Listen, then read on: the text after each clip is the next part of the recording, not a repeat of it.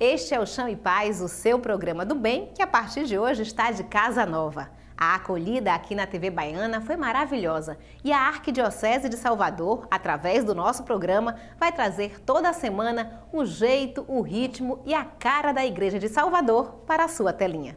Neste programa de estreia, você confere uma entrevista com o arcebispo de Salvador e primaz do Brasil, Dom Murilo Krieger. Vai assistir também uma matéria que explica o que é penitência e, através da nossa equipe, será o convidado especial da reunião do clero que rolou por esses dias.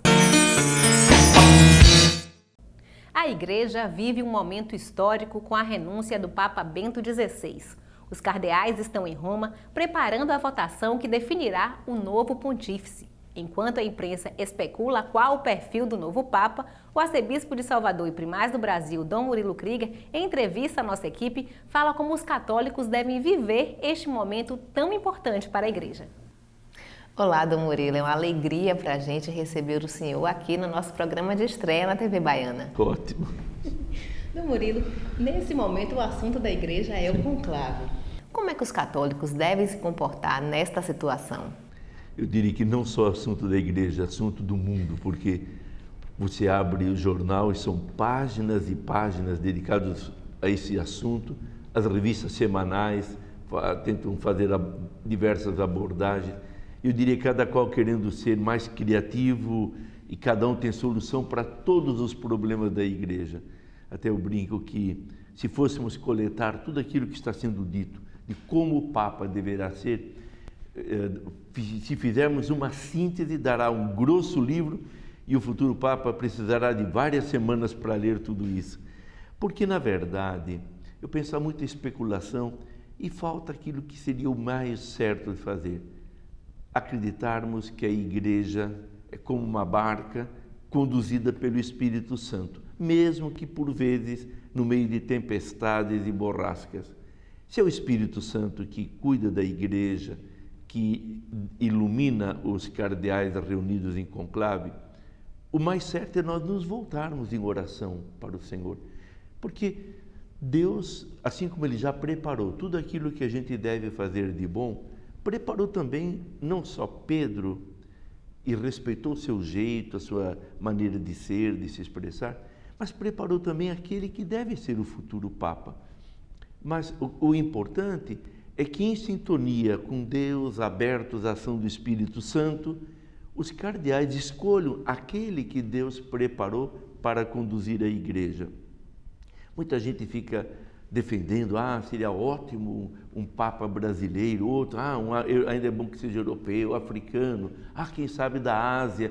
Para mim isso tudo é muito secundário, não me toca, porque o que eu gostaria é que realmente aquele que assumir tenha assim um grande amor, uma grande paixão por Jesus Cristo, pela Igreja, se dedique, procure fazer o melhor.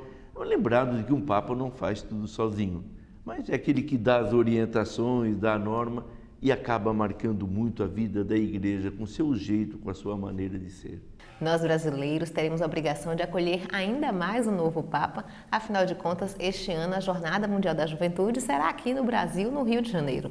Provavelmente vai ser sua primeira grande viagem internacional, porque Papa algum vai querer perder essa oportunidade de falar para a multidão de jovens, não apenas ali reunidos no Rio de Janeiro, mas que pelos 4 cantos do mundo estarão acompanhando suas palavras.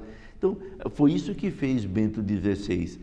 Ele foi eleito em abril de 2005, em agosto estava em Colônia, na Alemanha, participando da Jornada Mundial da Juventude, e logo se viu que aquele Papa que parecia assim, e sempre foi muito tímido, mas era com essa timidez, ele acabou conquistando o coração dos jovens. Momentos assim como o do conclave, a renúncia do Papa, sempre me lembra a questão de testemunhar a história. A gente costuma aprender a história quando a gente abre um livro, lê, mas esta é uma ocasião em que a gente tem consciência de que está vendo a história. Como é para o senhor viver momentos como este? Eu me lembro, por exemplo, quando teve a morte de João Paulo II, eu lembro o que aconteceu nesse dia, o que ele estava fazendo. Como é para o senhor viver situações assim, de testemunhar a história? Bem, eu já tive consciência que estava participando de um momento histórico quando, no dia 24 de abril de 2005, eu estava em Roma. porque era uma viagem planejada um ano antes, porque o fundador da minha congregação foi aprovada a sua beatificação e a data escolhida foi 24 de abril. E como o Padre Deon marcou muito a minha vida, eu tinha decidido, quando fosse a sua beatificação, eu iria a Roma. De repente, faltando uns 20 dias para isso, morre João Paulo II. E ficou aquele impasse. Eu estava com um grupo, na época eu morava em Florianópolis, um grupo de 54 pessoas. Vamos ou não vamos? Eu disse, não, vamos. Porque, já que está tudo pronto, nós vamos viver um momento histórico. Provavelmente, e o Papa nem tinha sido escolhido ainda, provavelmente ele vai ser escolhido logo, e o domingo mais próximo é 24 de abril, então ele deverá iniciar o seu pontificado lá. E não deu outro, deu tudo certinho. Então eu tinha consciência, ao estar ali na Praça de São Pedro, que era um momento especial. Agora, 11 de fevereiro, novamente, foi um dia muito especial. Me lembro bem que eu tinha decidido ficar em casa para adiantar uma série de trabalhos de escrivaninha que precisava adiantar, quando logo de manhã rompe a notícia. Mas logo que eu li as palavras do Papa ali perante os cardeais, eu entendi o gesto dele, quando ele disse que as forças e o vigor físico estavam diminuindo nos últimos meses. Me fez lembrar um dia 9 de janeiro deste ano, quando eu estava em Roma, por uma reunião dos bispos da minha congregação, era a primeira reunião em 130 anos de história, não quis perdê-la, e aproveitamos um grupo de bispos para ir participar de uma audiência geral.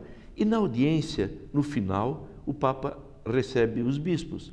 Até eu me apresentei e disse que de São Salvador da Bahia, essa é uma arquidiocese muito importante. Depois comecei a falar um pouco e ele perguntou, e como vai o sincretismo em Salvador? Bem, então, dia 11 de fevereiro foi realmente também um desses momentos históricos. E agora, sem dúvida, essa expectativa, a eleição de um novo Papa, é um desses momentos assim que a pessoa sempre vai recordar onde estava quando recebeu a notícia. Daqui a pouco você confere a segunda parte da entrevista com o arcebispo Dom Murilo. Ele fala sobre a cidade de Salvador, cidadania e a valorização da educação. Assim como as empresas e as pessoas comuns, a igreja também precisa de planejamento, metas e objetivos a serem atingidos. A reunião do clero é um destes momentos de afinar as atividades para que toda a arquidiocese caminhe em unidade. O clero de Salvador, a cada 2 meses, participa de um encontro para afinar as ações e planejar as atividades a serem desenvolvidas. A organização faz com que as forças se unam, se atinja mais facilmente o objetivo e se supere junto as dificuldades na ajuda mútua. A reunião sempre acontece no Centro de Formação de Líderes em Itapuã e participam diáconos, padres e bispos. O último encontro, que aconteceu na semana passada, teve 2 destaques. Agora numa fase decisiva, que é a fase das inscrições, né? Graças a Deus, até 23 de fevereiro, nós já tínhamos 512 jovens inscritos na nossa arquidiocese. Muitas paróquias têm dado um retorno, dizendo ainda não fizemos a inscrição, mas vamos fazer. Então é importante que isso se faça o quanto antes, como também a aquisição das passagens. Alguns vão de avião, mas uma maioria vai de ônibus. Nós temos já o pacote rodoviário disponível. Podem procurar na Cúria Diocesana, procurar o Márcio, que todas as informações estão lá. Então é a mobilização última para a gente se encaminhar para a jornada. É um plano, é um momento em que cada um de nós deve tomar consciência da sua responsabilidade, da responsabilidade de tornar operacional o plano que nós estamos entregando, que é um plano indicativo, é um plano proativo e que depende muito da nossa sensibilidade pastoral e da nossa criatividade. Nós selecionamos as várias sugestões que recebemos das mini-assembleias que foram realizadas. Para caminharmos juntos na unidade, devemos não apenas ter objetivo comum, que é a glória de Deus, a salvação das pessoas, das almas, mas devemos ter métodos comuns para chegar a esse objetivo. E o plano vem justamente fazer isto. ele vem unificar todos os esforços, fazer com que cada pessoa saiba, não, devo fazer dessa forma porque os outros também irmãos estão fazendo assim. Mais ainda porque isso aqui não nasceu de gabinete, isso aqui nasceu de uma consulta que as comunidades responderam, tivemos assembleias paroquiais de pastoral, depois a assembleia de foranias, até que finalmente a assembleia arquidiocesana tomou todo esse material, deu uma forma e agora é apresentado a todos. Então eu tenho certeza, como houve a participação de todos na elaboração desse plano, haverá também a participação de todos na colocação em prática daquilo que ele apresenta. Não saia daí, o Chão em Paz vai para um breve intervalo e volta já.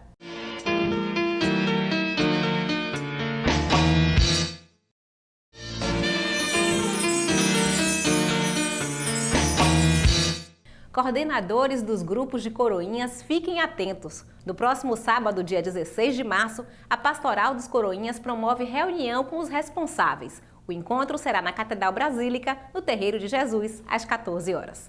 Na paróquia São José de Amarolina, a semana será movimentada por causa da festa do padroeiro.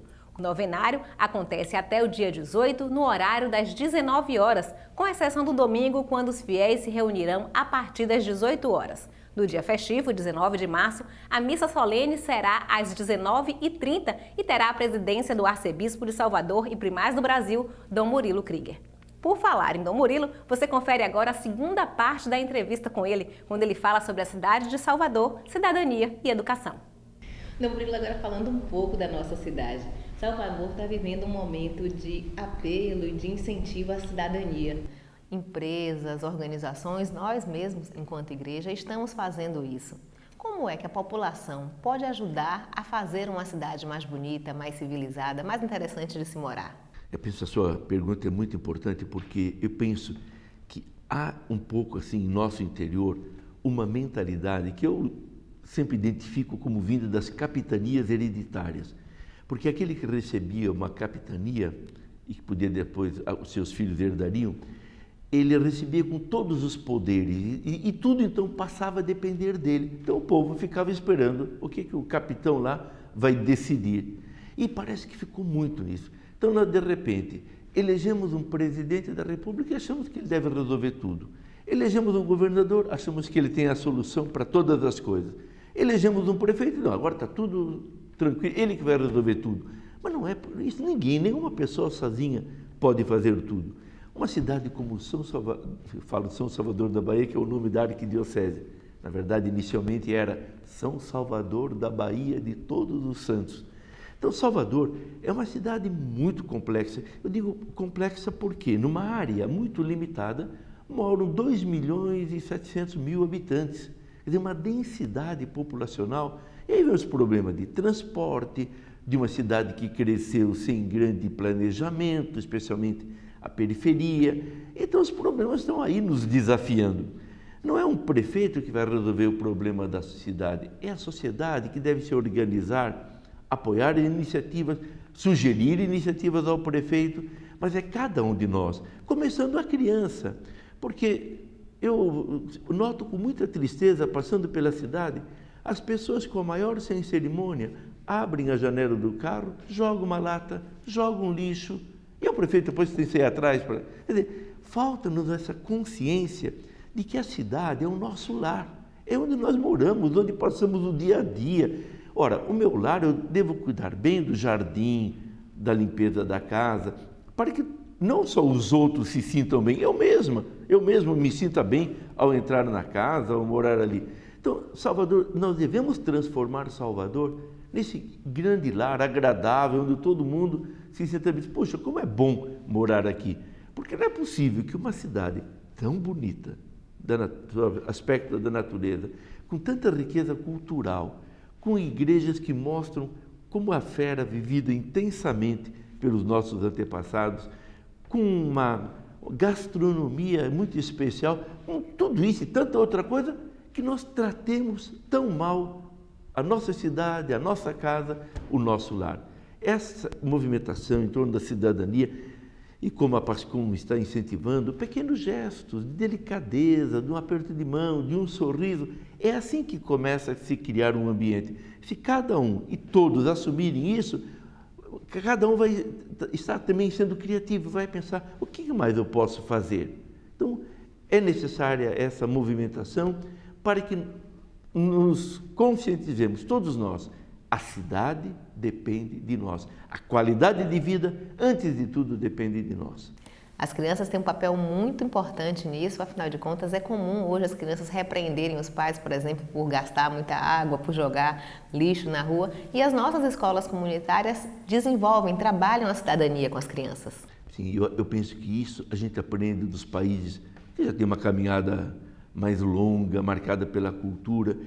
Eles tentam incutir valores na criança, porque a criança não esquece. E como você lembrou, chega em casa e cobra o comportamento do pai e da mãe. Então eu penso assim, a escola, a família, a igreja, as organizações não governamentais, todos nós temos o nosso papel de educar, ajudar as pessoas a respeitar o ambiente, a respeitar o outro, a respeitar o diferente, quem pensa de forma diferente. Então, até aproveito para fazer uma observação. Fiquei muito triste quando eu soube que aquela blogueira cubana, aqui nessa cidade, que eu sempre destaco, que é marcada pela acolhida, aqui perto, foi tão maltratada.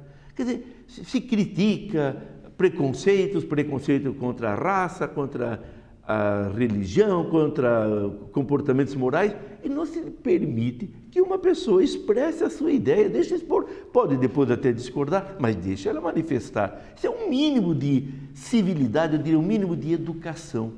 E mais uma cidade cuja característica é a hospitalidade, é a capacidade de acolher o outro e de acolher o diferente. A gente sabe que esses grupos que assim agiram não representam a comunidade, mas é triste que numa comunidade ainda persistam comportamentos que eu diria meio medievais. Muito obrigada, Dom Murilo, pela sua participação aqui no nosso programa de estreia na TV Baiana e certamente ao longo dessa história que está se iniciando, nós vamos nos encontrar várias vezes. Com muita alegria, porque é uma maneira de eu entrar em contato com as minhas queridas ovelhinhas tão caras e que o Senhor me confiou. Obrigada.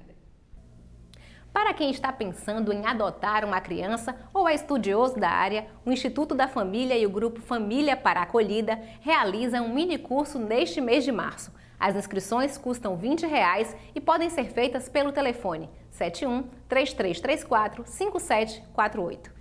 Aqui no Chão em Paz e também no jornal São Salvador, você fica por dentro de tudo o que acontece na Arquidiocese. A edição de março do São Salvador já está nas paróquias e o destaque deste mês é o legado que o Papa Bento XVI deixa para os católicos. Não deixe de pegar o seu exemplar. O Chão em Paz faz uma pausa agora e na volta você confere uma matéria sobre o que é penitência e como viver esta recomendação da Igreja.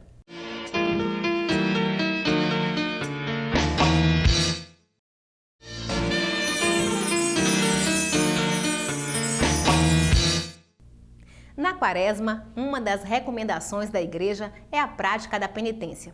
Mas como é que se faz isso? E quais são os aprendizados que essa experiência traz? Veja na matéria.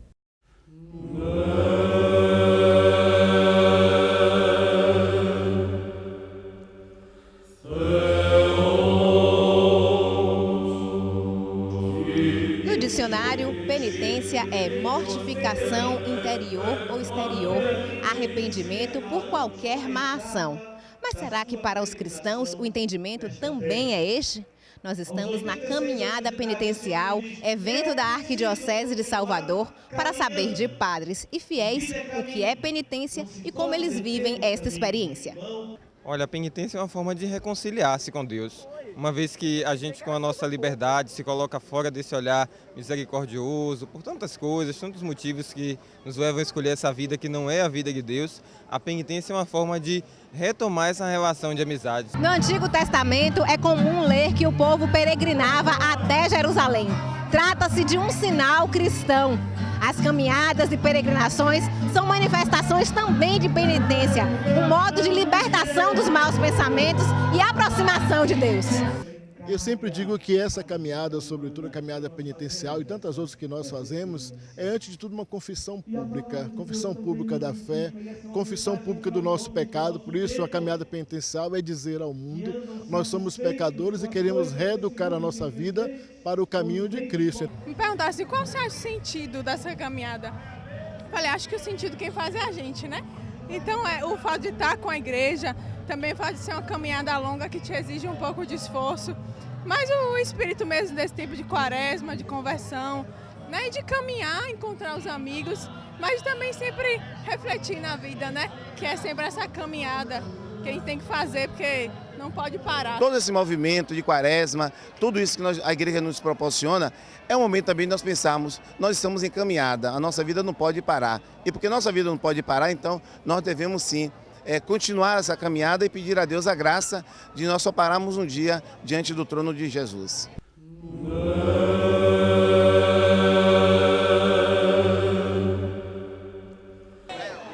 De acordo com o Yucat, versão jovem do Catecismo da Igreja Católica, penitência é o mesmo que reparação. Mais do que se arrepender, é preciso corrigir o mal feito e realizar atos de amor e caridade para com as pessoas.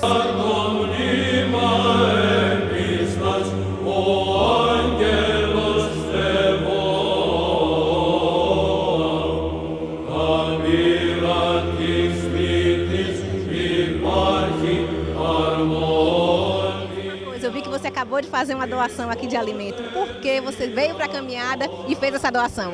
Fé em Deus. Fé em Deus, e é sempre bom a gente ajudar o próximo, né?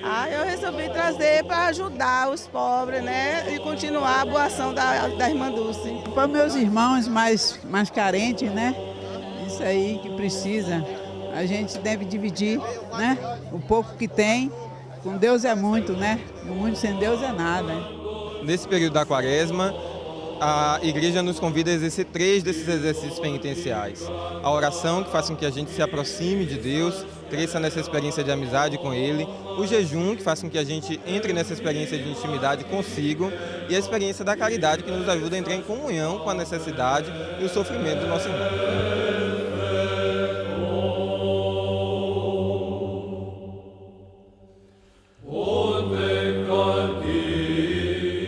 A penitência é um outro nome do sacramento da confissão. Para o cristão, confessar os pecados é o mesmo que levantar depois de uma queda e voltar para o caminho que conduz ao bom, ao bonito e ao belo.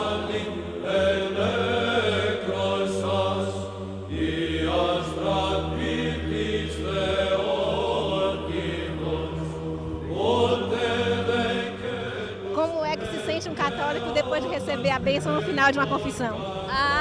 Eu estou assim aliviada, sentindo mais leve e agradecendo a Deus por essa oportunidade de estar aqui, caminhando e na certeza que Deus está conosco sempre. Grande graça, eu não tenho nenhum problema, graças a Deus. Incentiva as pessoas a fazerem. Incentivo sim, tem que confessar, porque é uma grande fonte de cura, não só de cura, mas de encontro com Cristo, né?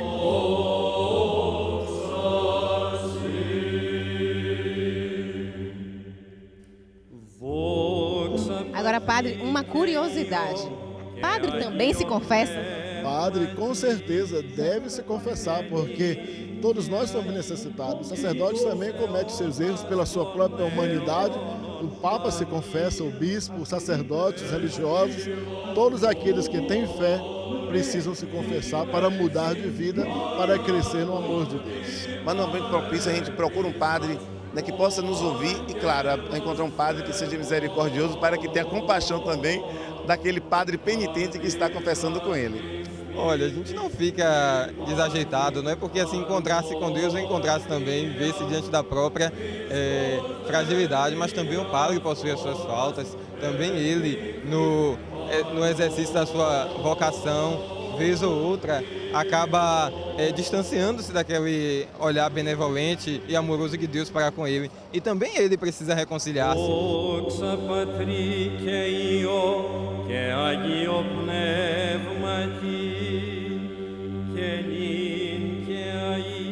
Quem rezou, cantou, participou, não vai deixar de continuar a viver o espírito da quaresma, que é espírito disso, oração, sacrifício, esmola. Oração porque viemos cantando, rezando. Sacrifício porque não é fácil para fazer uma caminhada dessa com esse calor. E de esmola, através do gesto de dar bens donativos às obras sociais de Irmanduz. Eu penso que uma caminhada dessa foi uma iniciativa muito feliz, que só cabe a mim abençoar e continuar a incentivar, porque ajuda-nos a viver a Quaresma.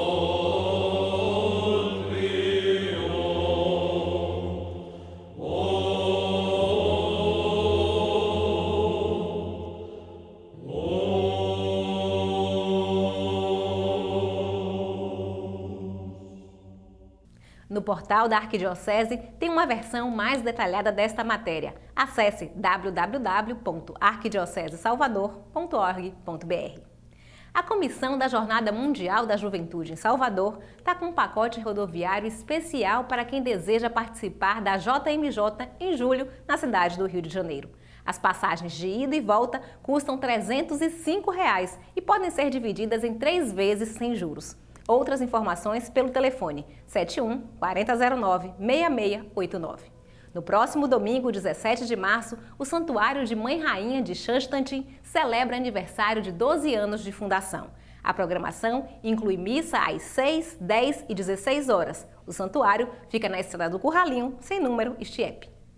O programa de hoje fica por aqui, mas durante a semana você pode entrar em contato com a nossa equipe através do e-mail chãoepaz@arquidiocesesalvador.org.br. Mande uma mensagem para a gente que eu vou curtir e ler aqui no programa. Se a saudade bater, é só acessar o portal da Arquidiocese no www.arquidiocesesalvador.org.br e rever o programa. Para você, uma bonita semana, fique com Deus e até o próximo Chão e Paz.